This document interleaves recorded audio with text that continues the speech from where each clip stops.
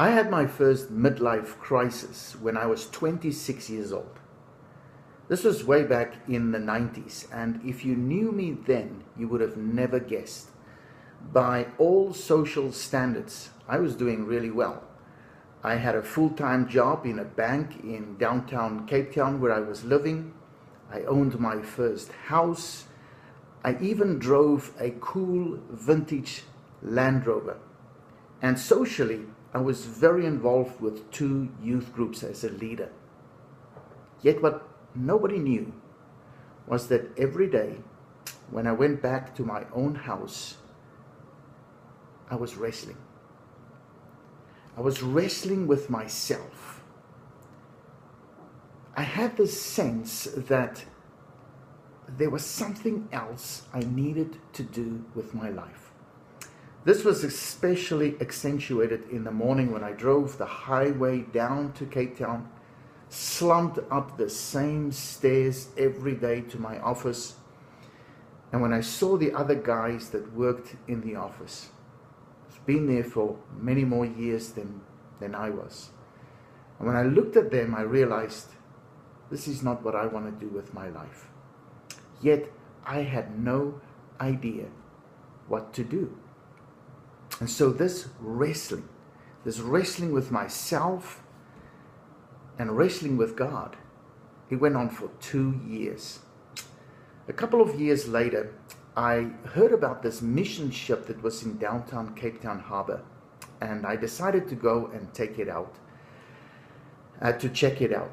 And when I got to the harbor, I found this beautiful white Italian cruise liner. On the side was written Mercy Ships, and on the bow Anastasis, and I had no idea what it was about. And on the dockside was a booth, and they were offering tours to see what was happening on board. So I decided I'm going to join the next tour. And as I went on board, I discovered that this was a hospital ship, and that they provided free healthcare to some of the poorest people in West Africa. They took us through the hospital area, and on the walls was pictures, before and after pictures of these patients that they were treating. People with huge tumors that they removed, people with born with cleft lips, that was now adults and still were living with these cleft lips as people rejected by their community, because in that part of the world it's considered as a curse. And at the end of the tour, they took us to this room known as the Africa Room, and they showed us a video. This is in the days when there were still the VHS videos.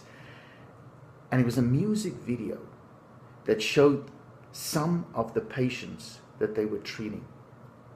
And the message that exuded from that video was transformation.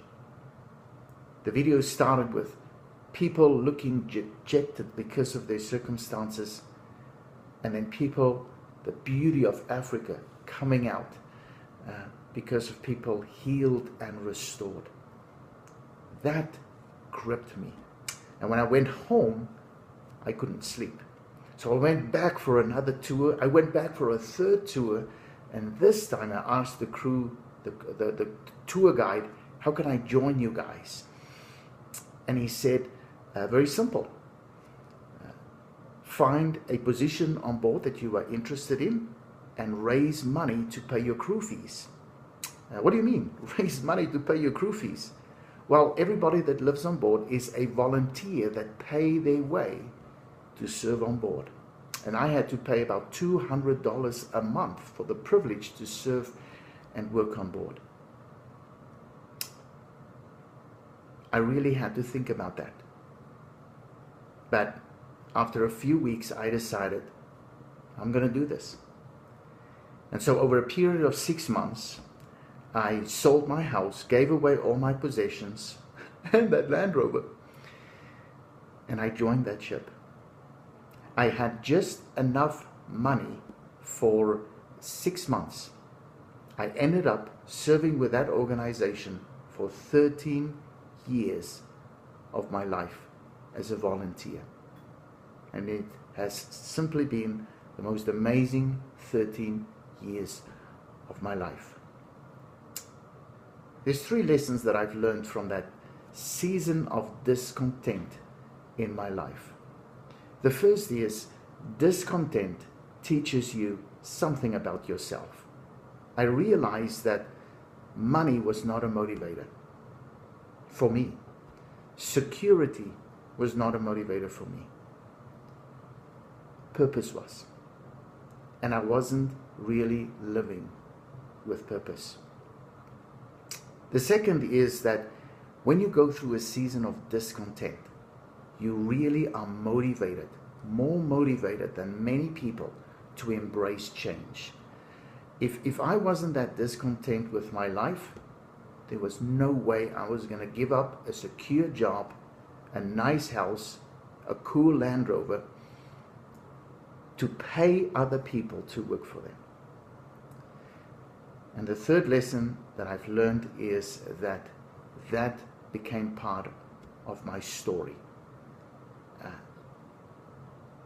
I never regret that season in my life, because it fills me with so much more gratitude for my life that I have today.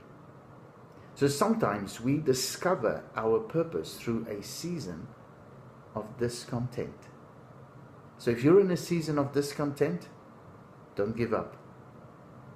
It might just lead you to a life of purpose that will change everything.